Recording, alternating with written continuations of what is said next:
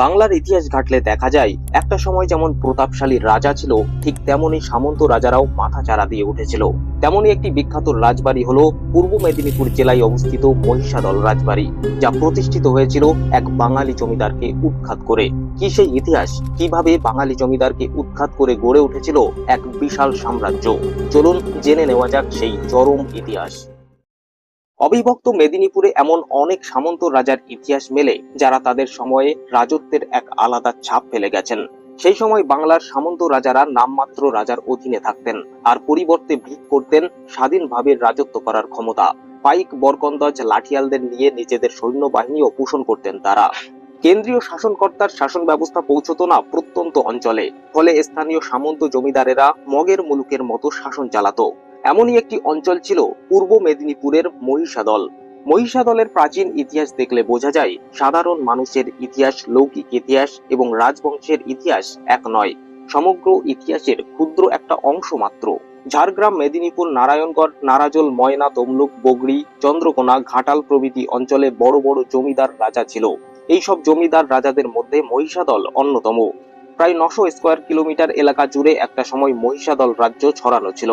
ইতিহাসের যুগ সন্ধিক্ষণে মূলত পাঠান মুঘল যুগে বাংলার বাইরে থেকে বহু যোদ্ধা ব্যবসায়ীর বেশে ভাগ্যান্বেষণে এসেছিলেন প্রাচীন বঙ্গদেশে।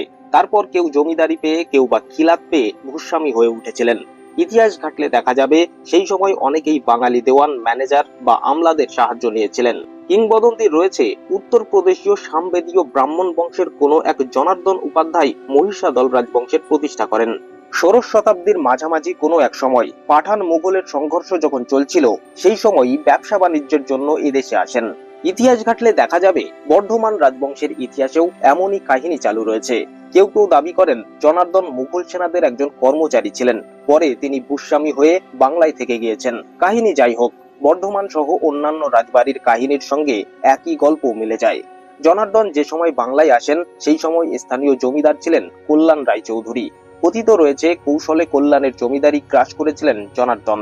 আসলে কল্যাণ বকেয়া খাজনা দিতে না পারায় জনার্দনের শরণাপন্ন হন। শেষে তাকে পুরো জমিদারি জনার্দনের হাতে তুলে দিতে হয় সর্বশান্ত হয়ে। এর থেকে বেশি কল্যাণ চৌধুরী সম্পর্কে বিশেষ কিছু জানা যায় না। স্থানীয় ইতিহাস বলছে মুঘল আমলে জমিদারি পেয়েছিলেন জনার্দন, কিন্তু কিভাবে পেয়েছিলেন সেই সম্পর্কে সুস্পষ্ট কোনো তথ্য মেলে না। রাজবাড়ির অস্ত্রাগারে দুটি মূল্যবান নিদর্শন রয়েছে: বৈরাম খাঁর নামাঙ্কিত একটি তরবারি এবং চিত্র সম্বলিত কবি ফিরদৌসির শাহনামা গ্রন্থের একটি কপি। জানা যায় এই তরবারি জনার্দন মুঘল শাসকের কাছ থেকে উপহার স্বরূপ পেয়েছিলেন। জনার্দনের মৃত্যুর পর তার এক পুত্র দুর্যোধন বা দুর্জন উপাধ্যায় কয়েক বছর রাজত্ব করেন। দুর্যোধনের পর রামশরণ উপাধ্যায়, রাজারাম উপাধ্যায়, শুকলাল উপাধ্যায়, আনন্দলাল উপাধ্যায় ও তার সহধর্মিণী রানী জানকী রাজত্ব করেছিলেন। 1770 সালে রাজা আনন্দলালের মৃত্যুর পর রানী জানকী রাজ্যের দায়িত্বভার নিজের হাতে তুলে নেন। 19বিংশ শতাব্দীর গোড়ার দিকে 1804 সালে রানী জানকীর মৃত্যু হয়। তারপরেই রাজ্যের নানা বিশৃঙ্খলা দেখা দেয়। মূলত সমস্যা শুরু হয়েছিল উত্তরাধিকার নিয়ে। পৌষ্যপুত্রের দাবি দিয়ে রাজ্যের অধিকার নিয়ে বিবাদ ও মামলা বহুদিন ধরে চলতে থাকে। রানী জানকীর মৃত্যুর পর গুরুপ্রসাদ গর্গ, ভবানী প্রসাদ, কালীপ্রসাদ গর্গ কিছুদিন রাজত্ব করেন। গুরুপ্রসাদের মৃত্যুর পর রানী মন্থরা দেবী তার পুত্র জগন্নাথ গর্গকে রাজ্যের আসল উত্তরাধিকারী হিসেবে ঘোষণা করেন। মতিলাল পাড়ে এই দাবির বিরুদ্ধে পোষ্যপুত্রদের অধিকার নিয়ে মামলা দায়ের করেন। মামলা গড়িয়েছিল লন্ডনের প্রিভি কাউন্সিল পর্যন্ত। অবশেষে জগন্নাথ গর্গের মৃত্যুর পর তার স্ত্রী ইন্দ্রাণী দেবী রাজ্যভার নিজের হাতে তুলে নেন। তার পুত্র রামনাথ গর্গ সাবালক হওয়ার পর রাজা হন। রামনাথের সহধর্মিণী রানী বিমলা দেবী নিজের পতির সঙ্গে সহমরণ বরণ করেছিলেন।